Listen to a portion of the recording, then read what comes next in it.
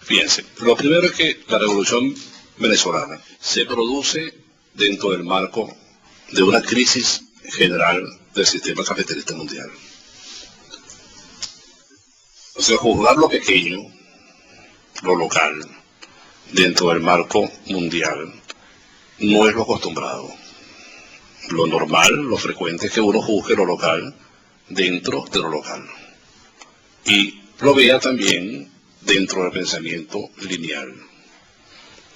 Porque es como uno siente que las cosas ocurren. Pero en verdad, y a nuestro juicio no es así.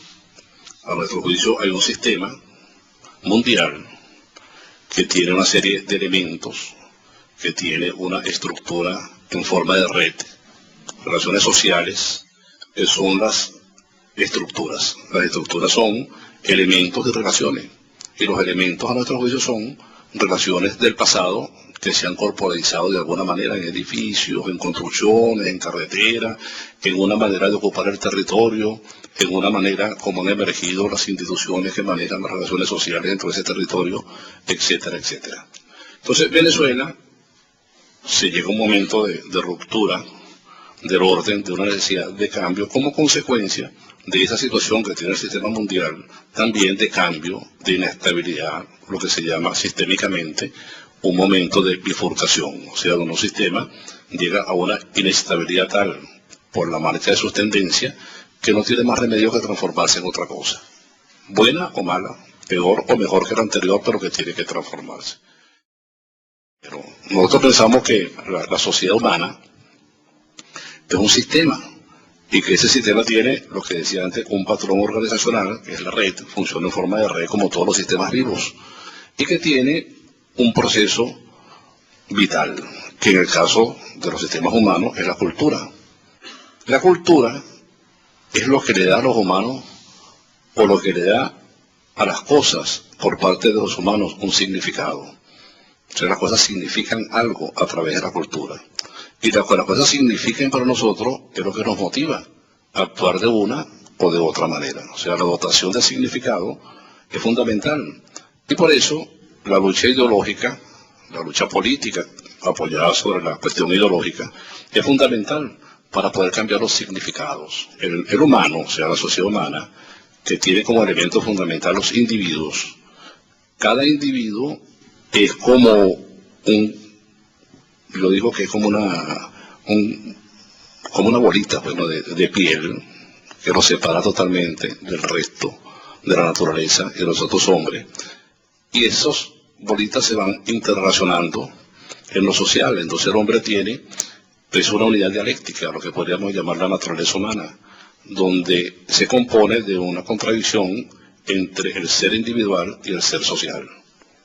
El hombre indisolublemente a través de toda la historia, desde que emergió de la animalidad hace más o menos 150.000 años, es esa contradicción.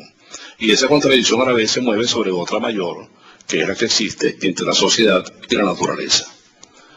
Ese devenir de esta contradicción, esa historicidad, esa historia, es lo que compone, valga la redundancia, la construcción de la historia por el ser humano. Y siempre ha habido una especie de lucha entre socialismo por una parte, que decía la prevalencia en esa contradicción de lo social, y el individualismo por la otra, que es la prevalencia en esa contradicción de lo individual. Esa lucha entre lo social y lo individual ha caracterizado también a la sociedad humana a través de toda la historia. Bueno, esto ha hecho, o esto produjo, hace más o menos 10.000 años, una cantidad parecida a este tiempo, que aparecieran lo que se llaman las civilizaciones. Las civilizaciones fue realmente la manifestación ya práctica de los modos de producción tributarios, o sea, donde una clase dominante, que ya tenía el dominio de la propiedad privada sobre la tierra y el control militar, comenzó a extraer excedentes por la vía tributaria de la mayoría, y se formaron los modos de producción tributario. Estos modos de producción tributario rigieron sobre el planeta a plenitud hasta el siglo XV de nuestra era, que es cuando aparece el modo de producción capitalista. Entonces, a nuestro juicio, han existido tres modos de producción fundamentalmente: la comunidad primitiva, los tributarios y el capitalista. Los modos de producción se caracterizan a nuestra manera de ver por lo que llamamos la reproducción social, o sea, la manera como la sociedad se reproduce. Nuestro trabajo de planificación lo desarrollamos de esta manera. Nosotros creemos, ¿verdad?, que hay 5 elementos o 5 componentes que determinan, condicionan y son producto al mismo tiempo de la manera como se reproduce la sociedad, que son las actividades productivas, que como señalamos aquí, pues, son las cosas que la sociedad produce a través de la historia, en la agricultura, en la ganadería, en la explotación de forestales, en la pesca, pues en todos estos elementos que son las cosas que se van necesitando para poder sobrevivir y que evidentemente van transformándose, van cambiando en la medida en que esas fuerzas productivas van creciendo y en la medida en que los modos de vida también se van transformando. El otro ámbito son los servicios sociales. La gente, las estructuras sociales que hacen esta producción necesitan unos servicios de salud, de educación, de información, de entretenimiento, de redes de protección, etcétera, etcétera. Necesitan también unos instrumentos de gestión, o sea, tanto, vamos a decir, los mecanismos bajo los cuales se hace la producción social, sean empresas, sean comunidades, lo que sea, necesitan necesariamente un mecanismo de gestión, o sea, asignaciones de recursos, un sistema de justicia y seguridad, un instrumento legal, etcétera, una representación política, actores sociales, etcétera. Y necesitan también una intermediación comercial y financiera. Estos 4 elementos, entrelazados dialécticamente, concatenados, componen el movimiento de la sociedad a través de la historia. Pero este movimiento de la sociedad se ha hecho siempre sobre el territorio. No es independiente, sino al contrario.